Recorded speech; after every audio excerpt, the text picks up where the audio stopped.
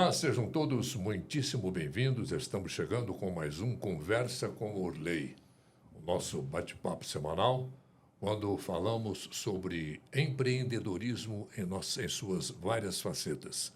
Hoje nós vamos conversar, com muito prazer e muita honra até, com um dos maiores incentivadores da cultura em Minas Gerais, também do Brasil, né, Carlinhos? Quem sabe? O produtor e jornalista Carlos Guimarães Coelho, que completou, né, 30 anos de atuação na área. Muito obrigado por ter aceitado o nosso convite. Carlinhos, seja muito bem-vindo.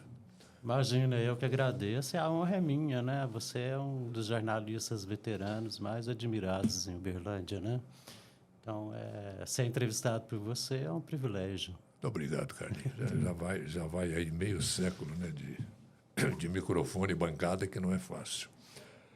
Ô Carlinhos, você já promoveu grandes espetáculos locais e de fora, ao longo desse tempo, construiu uma base muito sólida, tanto com as companhias de teatro e eventos, quanto com os próprios artistas, músicos, diretores e, principalmente, o público.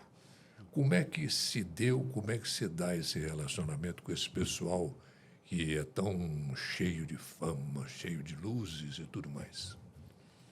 Então, bom, primeiro eu acho que eu caí nessa área porque dificilmente eu me adaptaria a uma rotina, né? Uhum. Então, cada caso é um caso diferente, é uma história diferente, são pessoas diferentes, com comportamento que são, às vezes, mais difíceis, às vezes mais fáceis do que o anterior, né? Uhum. É sempre uma luta, né?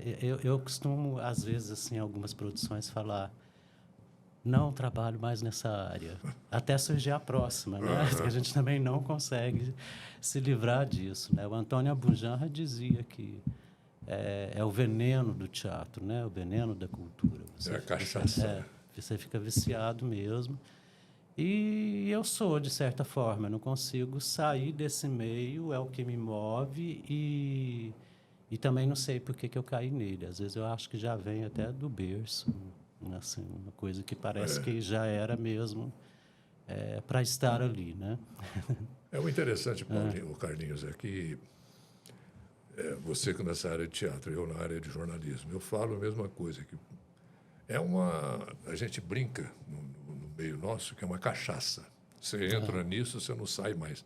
Quando você gosta do que faz, entendeu? É muito difícil você querer sair, procurar uma outra atividade, uma outra coisa assim, que aquela sua está dando certo. A gente entende, você entende isso muito bem. As dificuldades são inerentes a todas as atividades que a gente exerça ou vem exercer. É curiosa essa analogia, porque eu, como jornalista e produtor cultural... Você é jornalista também. E quando eu fui para o jornalismo, eu fui por causa da cultura, né? Assim, não necessariamente, mas a coisa aconteceu um pouco junto, porque eu já tinha uma certa atuação na cultura e, de repente, eu morei fora, eu cheguei, não sabia o que fazer, fui fazer jornalismo, achando que era só para passar tempo, né? Depois eu fui lembrar quantas vezes na adolescência, na juventude, eu improvisei jornais, e, quer dizer, já tinha o pé lá no jornalismo, né? Eu estava no sangue, né? E aí eu fui trabalhar, eu fui fazer a faculdade, eu tinha uma professora, a professora Regma, historiadora, mas dava aula no jornalismo, né? E ela colocava publique-se, né? E um dia ela me ligou dizendo que eu estava inscrito numa oficina do Festival de Dança do Triângulo, que seria no dia seguinte de manhã, com o Marcelo Castilho Avelar, um grande jornalista e crítico de arte que já faleceu, e que eu deveria estar lá, uma coisa bem compulsória, assim. Ela não perguntou se eu queria, Ou vai ou vai.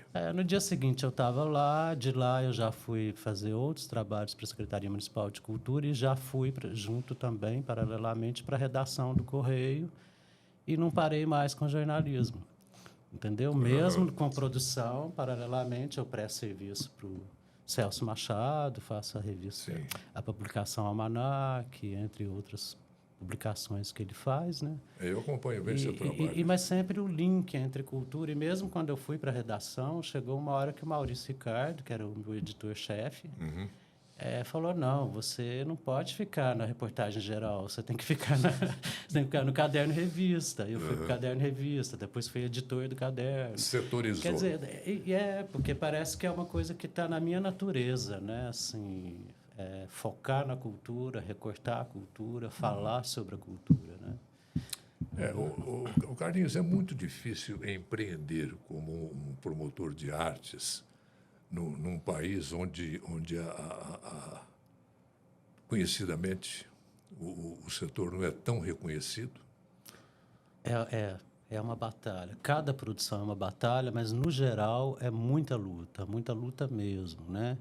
E assim, o marketing cultural é uma ferramenta muito mais poderosa do que as pessoas imaginam. Com certeza. Hoje nós temos vários parceiros, né? Graças a Deus, Uberlândia, algumas pessoas, algumas empresas, alguns empresários se sensibilizaram para a arte e incentiva, né? Essas pessoas perceberam que o marketing cultural é uma vitrine legal, é uma forma bacana de comunicar com as pessoas. Ali, alguns já disseram isso, né? Alguns empresários, alguns executivos de empresas já disseram que ali eles conseguem comunicar com as pessoas que eles não conseguiriam de outra forma, né? Uhum. É uma comunicação direta, sensibilizada, né? Assim, diferenciada, e que eles só conseguem pelo marketing cultural, né? Então, e há muitas pessoas da área de marketing que dizem que é a ferramenta do futuro, né? Porque é uma forma diferente mesmo de comunicar, uma forma talvez mais humanizada, mais... mais humanizada, né? Você falou. Que você recorta talvez o tema que a empresa quer recortar. Quer falar para aquele consumidor que tem um produto que é legal para ele, mas não sabe de que forma dizer, né? E alguns também, às vezes, não são conectados na internet ou não assistem a TV fechada ou aberta. Aí fala, como é que eu vou falar com essa pessoa? Através do teatro, através da música, através das exposições, né? Então, ele consegue chegar nessas pessoas. E, normalmente, de maneira geral, o público que frequenta um teatro é um público eclético, ou a gente pode dizer que é um pessoal mais... não vou dizer refinado culturalmente, mas é um pessoal especial? Não. O que mais me fascina, né, na verdade, eu quando assisto ou quando produzo um espetáculo, eu observo muito, eu tenho esses dois olhares, né, para o que está acontecendo em cena e para o que está Tá em volta. consumindo aquela cena, né? Aí eu vejo, eu acho isso me fascina. É um público eclético, né? Como você colocou. E ele tem, você olha, tem aquela pessoa que vai elegante porque ela se sentiu com vontade de assistir aquele espetáculo de uma forma elegante. Tem outro que vai descontraído porque se sente muita vontade para estar ali descontraído. Tem ricos, tem pobres, tem todas as faixas etárias. É um público muito diversificado. Essa diversidade eu acho fascinante. Até a reação também das pessoas, ela é diversificada, né? É caro assistir a uma peça hoje, Carlinhos, de maneira geral? Então, por meio de leis de incentivo, né, e até de patrocínios, apoios, a gente consegue, às vezes, facilitar o acesso. Agora é caro. No meu caso específico, por que é caro? Porque você está trazendo, por exemplo, nós estamos esse fim de semana com um espetáculo que em cena tem 3 pessoas, mas a equipe é de quase 20 pessoas, né? Então, a gente tem que providenciar transporte aéreo, alimentação, transporte cenário, divulgação, né? A logística, ela tem um custo muito oneroso. Segurança, punhado de coisa. Né? É muito oneroso isso tudo, né? E você está indo para um teatro, por maiores, o Uberlândia é um teatro relativamente grande, mas ele tem 750 lugares. Né? Isso, assim, é diferente de um show... Não dá para diluir tanto o custo, né? Não dá. E é diferente de um show que, às vezes, vai para um ginásio ou para um campo de futebol e você leva milhares de pessoas, né? Ali não, você tem um custo fixo por sessão, por apresentação, né? E aí você ainda tem que pagar isso com patrocínios, com apoios, com lei de incentivo, com bilheteria, né? O ganho do artista não é tão grande, e muito menos dos produtores e técnicos, né? Mas é oneroso por isso, né? Mas eu não acredito, assim, eu fico pensando, uma vez eu até brinquei com uma consumidora, porque ela falou que achou o ingresso caro de uma peça. Aí logo depois, eu a vi no shopping consumindo um sanduíche X que custava o valor daquele ingresso, né? Houve uma ocasião também que uma conhecida levou um rala de uma artista, porque nós encontramos com ela no restaurante e aí essa pessoa chegou e falou assim, porque eu queria muito te ver e tudo, mas o ingresso estava meio pesado para mim. A artista virou para ela e falou assim, nossa, mas eu imagino pelo seu estado que você já consumiu pelo menos uns 5 ingressos aqui nesse lugar. Então, quer dizer, acho que tem essa coisa também de tirar das pessoas a visão de que é um produto caro, porque às vezes ele é muito mais barato do que a pessoa consome. Com certeza. E assim, eu acho que tem uma mentalidade de algumas pessoas de que a cultura deve ser gratuita. Ela não é, ela envolve muita gente, ela envolve muitos profissionais, então ela é um negócio como outro qualquer. E ela promove um marketing cultural para as empresas, que é um marketing também poderoso como as outras formas de marketing, né? Então, acho que as pessoas têm que começar a ter essa visão, né? Carlinhos, a conversa está muito boa, mas vamos tomar um café? Opa! Não é um café qualquer, é um café Opa! Cajubá, claro. Uma grande empresa, um café saboroso, uma empresa incentivadora da cultura. Com certeza. E para você que mora fora de Uberlândia e da região, o Café Cajubá, relembrando aqui, o Café Cajubá ele faz entrega em todo o Brasil. É só acessar o nosso canal online, é o www.cafecajubá.com.br e conferir todo o mix do Café Cajubá. Esse Café Cajubá é mesmo uma delícia, né, não, Carlinhos? Opa, eu sou cafezeiro, né? Então eu costumo selecionar os cafés que eu tomo. E o café Cajubá está na minha seleção predileta. Realmente não tem igual. E faz bem para a garganta, sabia, né? Ah, é? Não. O café em si? Eu sempre tomei café, sempre, nunca tive problema com Olha, bom saber. garganta. É bom.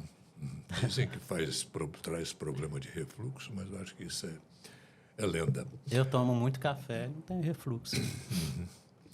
Bom, nós temos que agradecer também o apoio dos nossos parceiros fiéis. Primeiro, a Start Química, presente em todos os lugares, todos os lares, fabricantes do primeiro álcool em gel do país. Aliás, esse álcool em gel da Start, você deve saber, ajudou a salvar muitas vidas Sim. no país. O Fábio e sua equipe lá desenvolveram esse álcool em gel, que foi um estouro. Foram, inclusive... Está no país inteiro. No país inteiro. Foram, inclusive, muito elogiados. E a Conel Construtora, garantia de sucesso em obras na agroindústria comercial, hospitalares, hotelaria, industrial, residencial e outros em todo o país. Conel Construtora. Bom, o Carlinhos, pela sua experiência como o interior do país, na média, vê a situação das artes cênicas na atualidade? Falta incentivo, faltam aparelhos e tudo mais que o setor demanda?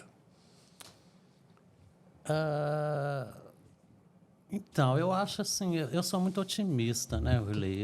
Eu vejo nesse momento a gente está caminhando para uma evolução, né? Uma evolução que já vem de longos anos, assim, né? A ferramenta da lei de incentivo, de um modo geral, as leis de incentivo, elas surgiram para ser um mecanismo assim de despertar nas empresas o gosto pelo marketing cultural e elas continuarem patrocinando depois com recursos próprios. Mas aí, com o tempo, isso virou a principal ferramenta de trabalho. Hoje, assim, acho que 90% dos artistas brasileiros de todas as linguagens fazem uso das leis de incentivo, seja no âmbito municipal, estadual ou federal, né? Então, isso transformou um pouco a realidade. E melhor... E facilita o acesso. Facilita o de mais acesso, e é pessoas. onde eu ia chegar. Ela também, assim, vários dos projetos, todos os projetos têm que ter contrapartidas sociais. Então, várias dessas contrapartidas sociais são para população em situação de risco, principalmente jovens, adolescentes, crianças, né? Então, eles acabam ganhando muito com isso. E, às vezes, até se descobrindo artistas e enveredando por esse caminho, né? Então, nesse sentido, eu acho que está... Porque a diversidade cultural brasileira é muito rica, né? Eu Muito, chego a arriscar muito. que talvez seja a mais rica do planeta, pelo tamanho do território, né? Assim, e pela quantidade de linguagens que a gente tem, A né? criatividade A também criatividade do do brasileiro é infinita, brasileiro. né? Então, eu acho que isso é uma coisa que... Essa diversidade é muito rica, né? Então, ela gera vários negócios, ela envolve várias pessoas, ela transforma várias vidas. E pelas leis de incentivo, muitas vidas em situações periféricas, né? Situações de risco, elas passam a mudar. Eu vejo aqui, por exemplo, em Uberlândia, uma pessoa que faz um trabalho maravilhoso, posso mencionar o nome, né? Claro, claro. É Vontade. a Guiomar Boaventura, né? É uma pessoa que tem a forma dela de trabalhar, não é nem um processo assim do setor da dança, mas ela tem um projeto Pé de Moleque que eu tiro o chapéu. Hoje ela colocou jovens que vieram de famílias muito pobres, né? Hoje são meninos e meninas, né? Estão esparramados no mundo como primeiros bailarinos, primeiras bailarinas de vários países dos Estados Unidos, nos Estados Unidos, na Europa, né? Assim, e é um trabalho que ela faz com a alma, né? E às vezes por lei de incentivo, e que ela consegue viabilizar. E eu fico pensando como, se você vê, tem documentários alguns sobre isso, você fala assim, para onde esse garoto iria se não fosse Se não esse estivesse projeto? aqui, né? E onde que ele está hoje, poliglota, vivendo em outro continente, né? Nós Entendeu? temos exemplos, né, Carlinho, de garotos que se projetaram o mundo afora, que nasceram pobres, criados pobres, Isso. e, de repente, com um pouquinho de ajuda, né? Isso. Vai. Essa ajuda é essencial, Porque sem né? ajuda não adianta. Então, essas ajudas, normalmente, elas vinham de pessoas que ficavam sensibilizadas com o desejo daquela criança, daquele adolescente. Hoje, ela vem também dessas pessoas, mas vem também do poder público, né? Aí que entram as leis de incentivo, que são a força motor hoje em dia, né? Então, respondendo a sua pergunta, eu acho que, nesse sentido, a gente caminha para uma evolução, né? Mas eu acho que ainda falta, sim, valorizar a cultura brasileira, valorizar os artistas brasileiros, né? E investir. As empresas perceberem que o marketing cultural é forte, é poderoso e comunica quem ele não consegue comunicar de outra forma. O incentivo oficial, vamos dizer, do governo à arte, dizem que esse incentivo prioriza, às vezes, grandes artistas, grandes atores, músicos e tudo mais, em detrimento de outros que estão começando. Como é que você vê isso? Não, isso não é verdade, porque, como eu mencionei agora, um projeto de Uberlândia, né, que não trabalha com gente famosa, mas tem vários outros. Você pegar e você tem aqui o Circo da Vida, vizinho aqui, o Isso é no Programa Brasil Cantar, né? Eu estou falando assim, pegando um microcosmo aqui, Uberlândia, nós temos vários exemplos de que a lei de incentivo não é para os famosos. No Brasil, nós temos também exemplos assim de vários artistas que, famosos ou não, que percorrem o Brasil inteiro, todos os estados, né? Mesmo aqueles que não são conhecidos do grande público, se tornam a partir das leis de incentivo. Não acho, não. Eu acho que, assim, O famoso está É lá. democrático. É democrático. O famoso está lá porque ele tem direito de estar ali, ele é um artista. E as pessoas também têm uma ilusão de que o artista famoso é rico, está pronto e não precisa de mais nada, né? Não, a gente conhece artistas famosos que morreram, envelheceram, né? Você vai no retiro dos artistas, você vê gente que está lá, entendeu? Porque não tem um imóvel próprio, porque não tem uma assistência própria e são pessoas que têm carreiras grandiosas. A gente Né? conhece alguns casos desses. Né? Então, nem sempre o artista tem esse aparato, né, financeiro e tal. Perguntar para você, Carlinhos, agora uma coisa que está inserida na lenda que Uberlândia é primeiro em tudo. Uberlândia é maior do mundo, tudo aqui é maior do mundo, aquela coisa toda. É uma Itu mineira. E brincadeira. Você já trouxe para Uberlândia peças que nem tinham estreado ainda no eixo Rio-São Paulo. No Uberlandense ele teve, o pessoal da região, né, do Rio, Sim. teve o privilégio, vamos dizer assim, de assistir em primeiro lugar essas peças. Sim, sim. Nós já tivemos vários casos, podia fazer uma lista de casos, por exemplo, a peça estreou no Rio, aí antes dela ir porque geralmente os Se eixos... quiser falar o nome, fique à vontade, aí, o nome dos atores. Não, eu falo aliás. assim, você pega capitais, o eixo cultural do país, as capitais culturais do país são, inegavelmente, São Paulo e Rio, né? Então, a peça estreia no Rio ou estreia em São Paulo. Antes dela fazer a temporada no Rio ou em São Paulo, ela, às vezes, passou por aqui, né? Entendi. E aí, isso é um privilégio. Tipo assim, a gente está conhecendo, suponhamos, a peça estreou no Rio. Vou lembrar uma aqui agora. O Doroteia. Doroteia era com a Rosa Maria Murtinho, Letícia Spiller, um grande elenco, dirigida por uma pessoa que se formou em teatro na Universidade Federal de Uberlândia e hoje é um dos diretores mais proeminentes do país, que é o Jorge Farjala, né? Conversando com o Jorge, ele concordou de depois do Rio, que a peça viesse para Uberlândia. E eu me deparei com um grande problema, porque depois de decidido isso... Vai levar isso onde? A peça acontecia no Teatro de Arena. Uberlândia não tem teatro de arena. Aí, eu sou maluco. Eu sou doido, eu assumo, eu peito e carrego. Para conseguir certas coisas, carrego a gente nas tem costas. que A gente construiu no pátio de uma escola um teatro de arena só para receber o Doroteia. Foi uma experiência maravilhosa. Eu não ganhei nada, porque ficou caro demais, né? Mas ganhei uma emoção muito forte. E o respeito também. O respeito, gente. No meio do telejornal mais famoso aqui, né? A Rosa Maria Murtinho vira e menciona isso e me chama para dentro da entrevista. Olha só. Entendeu? Isso aí não tem preço. Não tem preço, Então, tem isso. Então, aconteceram várias vezes a gente ter estreias de turnê aqui, mas também aconteceu da gente ter estreias nacionais, né? A mais recente delas foi da Cláudia Raia, que a peça dela, Concerto para Dois, um musical, teve estreia nacional em Uberlândia.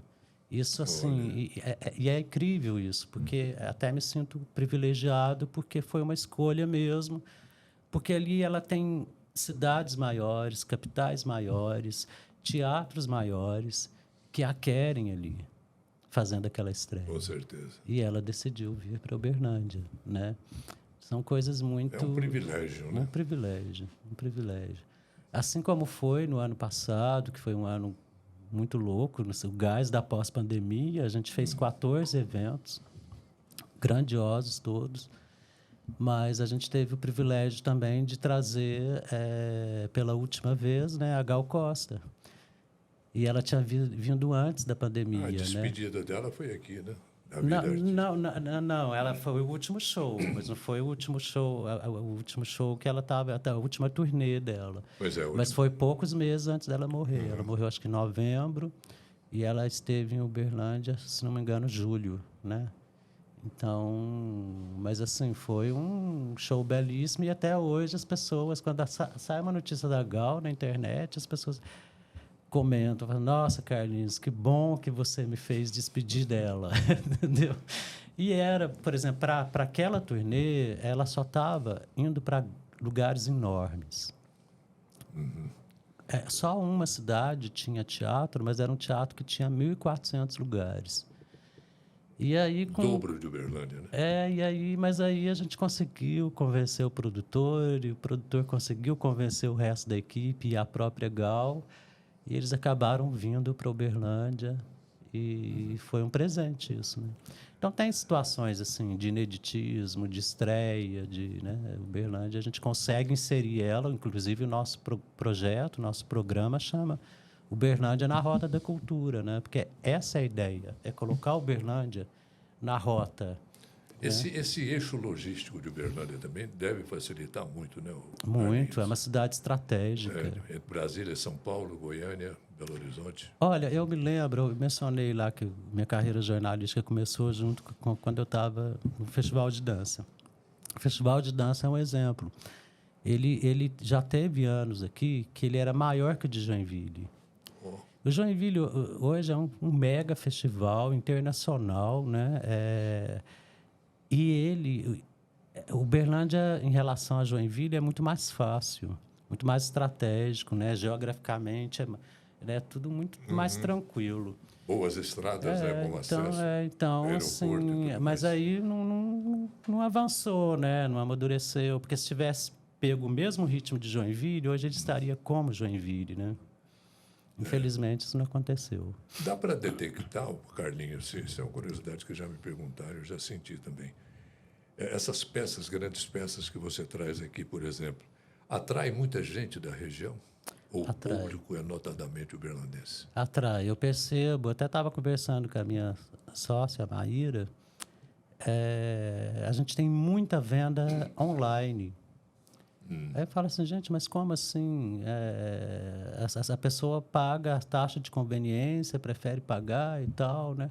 Aí a gente vai olhar, muita gente da região. Isso influencia muito na economia, né, da cidade? Muito, muito. É como eu te disse, né? Não cheguei desse lado, mas além dessa coisa do marketing cultural, ser poderoso e tudo, ela é um roda, turismo cultural, né? É um turismo. E ela roda uma engrenagem da economia muito poderosa, assim, que tem... Você mobiliza restaurantes, você mobiliza hotéis, transportes, você envolve muita gente. Eu mencionei a peça desse fim de semana, que é uma equipe de quase 20 pessoas, mas além disso tem a nossa equipe, né? Então, nós somos ali trabalhando por um único espetáculo. Tem 3 pessoas em cena, tem pelo menos umas 30 pessoas trabalhando. E né? emprega também, né? Isso. É muito movimento, né? Assim, que acontece em torno de um evento artístico. Ô, Carlinhos, não posso deixar de te perguntar isso. É difícil lidar com esse pessoal do alto mundo artístico? É um pessoal simples ou é aquele pessoal de nariz empinado, como se diz? Olha, não, é engraçado, eu não sei, porque às vezes até artista que eu ia trazer, aí amigos falavam assim, olha, toma cuidado, porque essa pessoa é difícil. Eu não me lembro, em 30 anos e mais de 300 espetáculos que eu trouxe, eu não me lembro de alguém chato, inconveniente, né? Eu lembro de pessoas muito, por exemplo, Paulo Altran, né? Era o principal ator brasileiro naquele momento, né? Ele era tão sábio, tão humilde, tão, né? Assim, eu estava ali, eu aprendia com ele o tempo todo. Cada cafezinho que a gente tomava, provavelmente era o Cajubá, né? Com certeza, não tem café igual. Isso aí era coisas que a gente aprendia e carrega para o resto da vida, né? Bibi Ferreira, né? Acho até lamentável. Eu disse, né? Antônio Fagundes, né, teve aqui recentemente. Antônio Fagundes teve há 5 anos e está voltando agora em outubro com a mesma peça. Olha só, isso também é um presente, porque esse ano, no segundo semestre, eu trago 2 espetáculos que já vieram, né? O musical Palavra de Mulher, com a Lucinha Lins, a Tânia Alves e a Virgínia Rosa, veio 9 anos atrás e agora quer voltar aqui. vem 30 de setembro. Em outubro, o Antônio Fagundes vai fazer uma mini turnê, porque ele está com Baixa Terapia, comédia, tem 5 anos que está em cartaz. E ele quer voltar para algumas cidades. Porque ele repetiu temporadas em São Paulo, no Rio, quer voltar a fazer uma mini turnê para voltar em algumas cidades. Escolheu Uberlândia.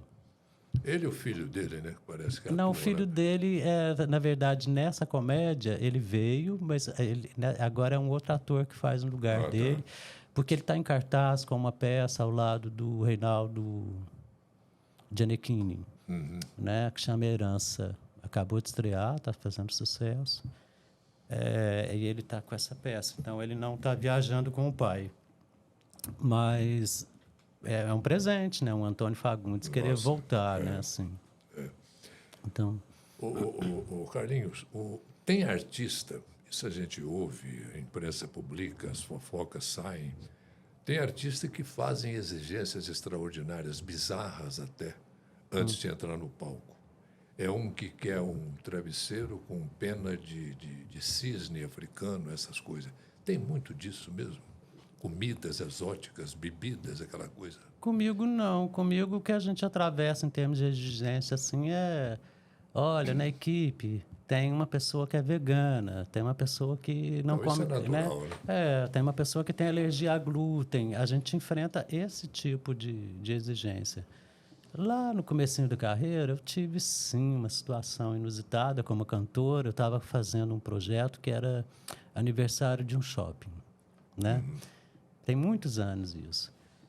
Nossa, a cantora era tão exigente, como assim, como era no estacionamento, teve que construir um camarim, né? Esse camarim precisava ter toalhas brancas forrando o chão, né? Que isso? E depois eu vi a menina entrou com uma toalha branca na cabeça. Então, assim, muita viagem. Mas o que eu me lembro, assim, de padrão de exigência tão esdrúxulo, assim, foi essa só. Procuram, às vezes... Mas, no geral, não, é simples. A gente tem parceiros também que nos apoiam nos camarins. Chegou num momento que eles nem... Eu acho também que a gente vai adquirindo fama no meio, né? Então, chegou num momento que eu vejo que as pessoas têm uma relação de confiança com a gente e que nem mandam mais listas de camarim. E sabe o que eles vão encontrarem lá, eles vão gostar. É coisa boa, né? É coisa boa. O que eu lamento nessa história toda, Irlei, e eu até comentando ontem com os amigos, eu acho assim, eu me sinto muito privilegiado, acho que todos nós, porque a gente vive num tempo de artistas grandiosos em todas as áreas, na música, na dança, no teatro e tudo, que não teve tanto assim nas gerações anteriores, né? E provavelmente também não vai ter no futuro, né? Ou seja, eu acho que eu sou capaz de falar que eu vivi no mesmo tempo que os maiores artistas brasileiros de todos os tempos, né? Porque veja bem quantos a gente já conheceu, né? Começa, puxa pela sua memória, quantos artistas você conheceu que já foram embora. E aí, essa semana mesmo, eu comecei, gente, um monte de gente que foi morrendo nos últimos tempos e que já passaram por aqui, que a gente já conheceu. Ontem mesmo morreu um grande diretor brasileiro, Aderbal Freire Filho, marido da Marieta. Teve aqui, né, quando eu trouxe a Marieta com incêndios. Ele estava aqui, foi uma das pessoas mais sábias e criativas que eu já conversei. Sabe, quando você senta com alguém e a pessoa é simples, é genial, despojada, espontânea, tudo ótimo. É a sequência da vida, né, Carlinhos? É a sequência da 30 vida. anos de carreira que você tem, por exemplo. Você já viu coisas e mais coisas, né? E, ao mesmo tempo, é um privilégio, né? É um Opa. privilégio ter convivido com essas pessoas, né? Eu, por exemplo, com a minha carreira de jornalista, já tornei de 50 anos, já vi coisas, entendeu? E muita gente que já passou pela gente, tudo e tal, e foi embora, deixou saudades, alguns nem tanto. Mas é a sequência da vida. É isso. Carlinhos, o nosso tempo já está meio esgotado. Como é que você vê o futuro da arte, dessa arte cênica no nosso país? Então, como eu disse anteriormente, eu vejo com otimismo. Eu acho que a gente está num processo evolutivo, vai depender muito Da postura das pessoas, dos artistas, do público, dos governantes, de todas as áreas, de todos os estados, municípios, país, do país. Vai depender muito da postura e das decisões, né, e dos rumos, mas assim a tendência pela diversidade, pela riqueza cultural brasileira é que o futuro seja grandioso, né? Nesse sentido, eu acho que vai ser bom, sim. Em Uberlândia, eu acho que precisa de muitas transformações. Né? Vamos começar assim. Eu acho inconcebível que uma cidade desse tamanho tenha apenas um teatro. Entendeu? Muita gente ocupa esse teatro e nem queria estar ali porque é grande demais para eles. Queria, né, assim, enfim. Mas é isso que a gente tem. Ao mesmo tempo, a gente, por exemplo, não tem um jornal impresso diário, né? Uberlândia tem umas características diferentes de Então tem todos que os mudar lugares. muito, né? Tem que mudar muito. Né? Mas eu acho que está mudando. Eu vejo mudanças e vejo que também pode ter um futuro promissor aí, né? Tomara. Carlos Guimarães Coelho, foi um prazer muito grande tê-lo aqui em nossa Conversa com Orley. Foi um bate-papo muito gostoso, um café delicioso como esse do Cajubá. E vamos conversando. Meu sucesso para você. Você está aí agora com uma peça magnífica. Isso. E muito sucesso. Eu agradeço. O prazer foi meu e a honra foi minha, né? Porque você é um mestre da comunicação em Uberlândia. Muito obrigado. Muito obrigado. Encerramos aqui mais este Conversa com Orley. Siga a gente no YouTube, nosso canal, e nas redes sociais. Até a próxima. Muito obrigado.